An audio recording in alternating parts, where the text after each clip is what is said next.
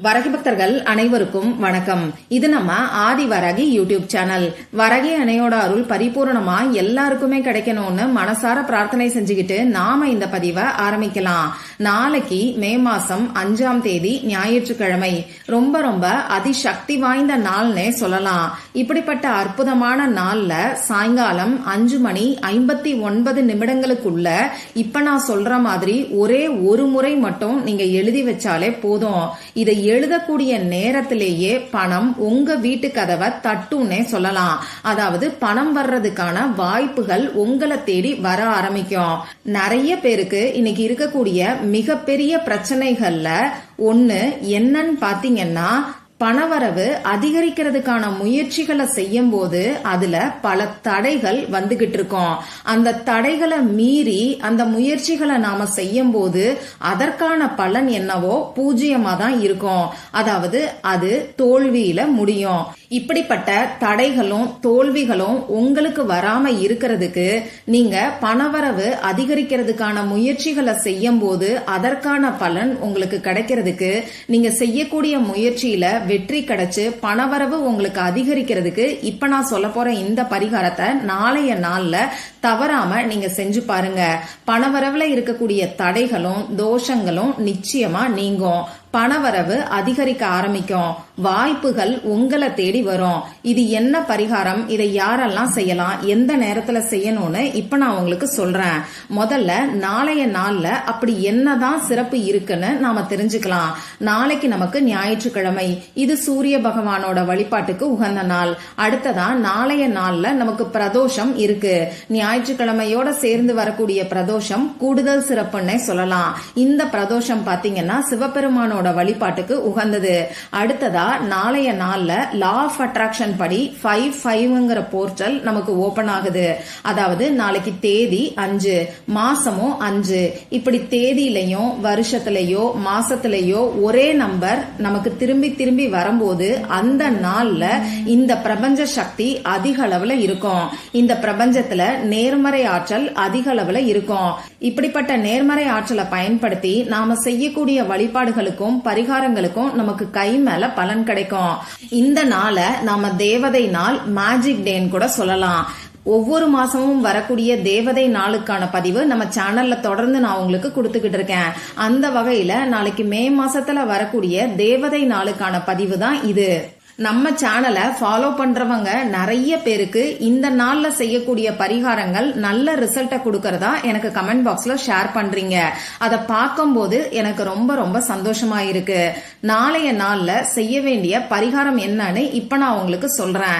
இந்த பரிகாரத்தை யாரெல்லாம் செய்யலாம்னு பாத்தீங்கன்னா, பணம் சம்பந்தப்பட்ட பிரச்சனைகள் இருக்கிறவங்க எல்லாருமே செய்யலாம். வீண் விரைய செலவுகள் குறையறதுக்கு, வீட்டுல தனதானியங்கள் சேர்றதுக்காக கூட இந்த பரிகாரத்தை நீங்க செய்யலாம்.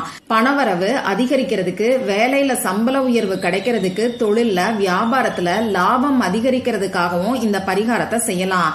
கடன் பிரச்சனை தீர்றதுக்காகவும், அடகு வச்ச நகையை மீட்கிறதுக்காகவும், கொடுத்த பணம் திரும்பி வர்றதுக்காகவும் இந்த பரிகாரத்தை நீங்க செய்யலாம். பணவரவு அதிகரிக்கிறதுக்கு, பணமும் தங்கமும் சேர்ந்துகிட்டே இருக்கிறதுக்கு இந்த பரிகாரத்தை நாளைய நாள்ல நீங்க தாராளமா செய்யலாம். இந்த வீடியோல பூஜை இல்லாத, வழிபாடு இல்லாத ஒரு முறையை பத்தி தான் நான் உங்களுக்கு சொல்ல போறேன். அதனால ஆண்கள் பெண்கள் யாரு வேணாலும் இந்த பரிகாரத்தை செய்யலாம். பிறப்பு தீட்டு இறப்பு தீட்டு இருக்கிறவங்களும் தாராளமா செய்யலாம். பெண்களுக்கு மாதவிடாய் சமயமா இருந்தாலும் இந்த பரிகாரத்தை செய்யலாம். இன்னைக்கு நீங்க அசைவம் சாப்பிட்டு இருந்தாலும் இந்த பரிகாரத்தை செய்யலாம். நீங்க உங்க வீட்ல இருந்து, ஆபீஸ்ல இருந்து டிராவல் பண்ணக்கூடிய சமயத்துல உங்க சொந்தக்காரங்களோட வீட்ல இருந்து இப்படி எங்க இருந்து வேணாலும் இந்த பரிகாரத்தை செய்யலாம். நமக்கு எந்த விதமான கட்டுப்பாடுகளுமே கிடையாது.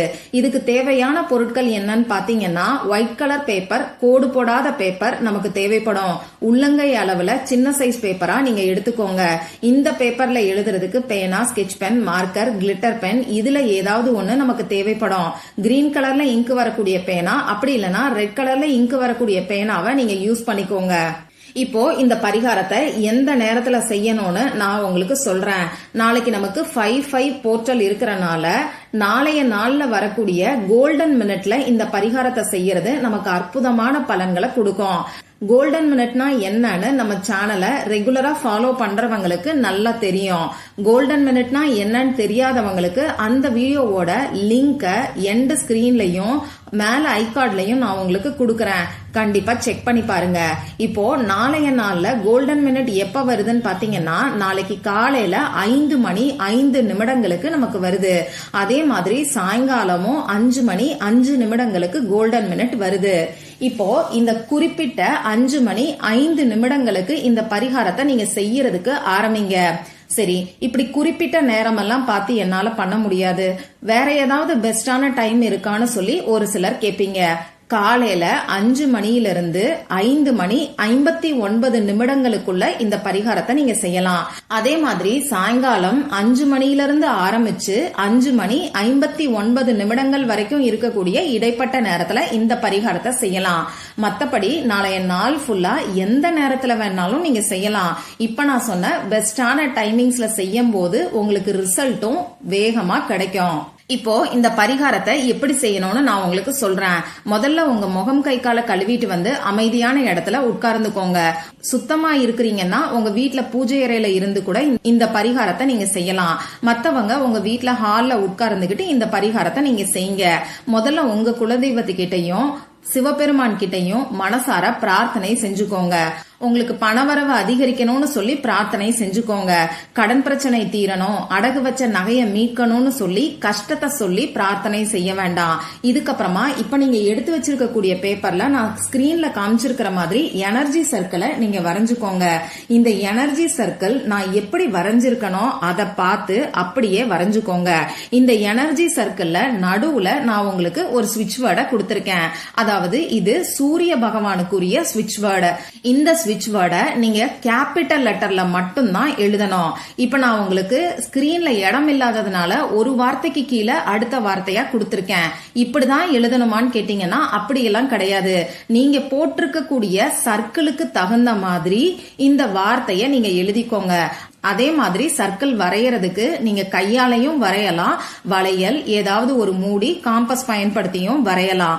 ஆனா சர்க்கிள் ஆரம்பிச்ச இடத்துல கரெக்டா கொண்டு வந்து முடிக்கணும். எந்த விதமான பிரேக்கும், அதாவது இந்த சர்க்கிள்ல இடைவெளி இருக்கக்கூடாது. இப்ப இந்த ஸ்விட்ச் வேர்டை, அதாவது begin, divine, golden, sunrise, magic, counter, இதை எழுதினதுக்கு அப்புறமா இந்த சர்க்கிள்க்கு மேல நான் கொடுத்திருக்கக்கூடிய ஏஞ்சல் நம்பரை எழுதிக்கோங்க. 719442. இந்த மாதிரி ஏஞ்சல் நம்பர்ஸ தனித்தனியா உச்சரிச்சுக்கிட்டே தான் நீங்க எழுதணும். மனசுக்குள்ள சொல்லிக்கிட்டும் எழுதலாம், வாய் விட்டு சொல்லிக்கிட்டும் எழுதலாம். அடுத்ததா கீழே 2 ஏஞ்சல் நம்பர் கொடுத்திருக்கேன். இது கொஞ்சம் பெரிய ஏஞ்சல் நம்பர். இதை நான் சொல்லி காமிக்கிறத விட நீங்க படத்தை பார்த்தே தெரிஞ்சுக்கோங்க. இப்படி எழுதினதுக்கு அப்புறமா இந்த பேப்பரை உங்க இடது கையில வச்சுக்கிட்டு வலது கையால இந்த பேப்பரை மூடிக்கிட்டு கவுண்ட் அப்படிங்கிற ஸ்விட்ச் வேர்டை குறைஞ்சது 5 நிமிஷத்துக்கு நீங்க சொல்லுங்க. இப்படி சொன்னதுக்கு அப்புறமா இந்த பேப்பரை எடுத்துக்கொண்டு போய் அடிக்கடி உங்க கண்ணில் படக்கூடிய இடத்துல உங்க வீட்டுல சுவத்துல நீங்க ஒட்டி வச்சிருங்க. சப்போஸ் நீங்க ஆபீஸ்ல இருக்கீங்க, அப்படி இல்லைன்னா உங்க சொந்தக்காரங்க வீட்டுல இருக்கீங்கன்னா இப்ப நான் சொன்ன மாதிரி இந்த பேப்பரை ரெடி பண்ணி கவுண்ட்ங்கிற ஸ்விட்ச் வேர்டை நீங்க சொல்லுங்க.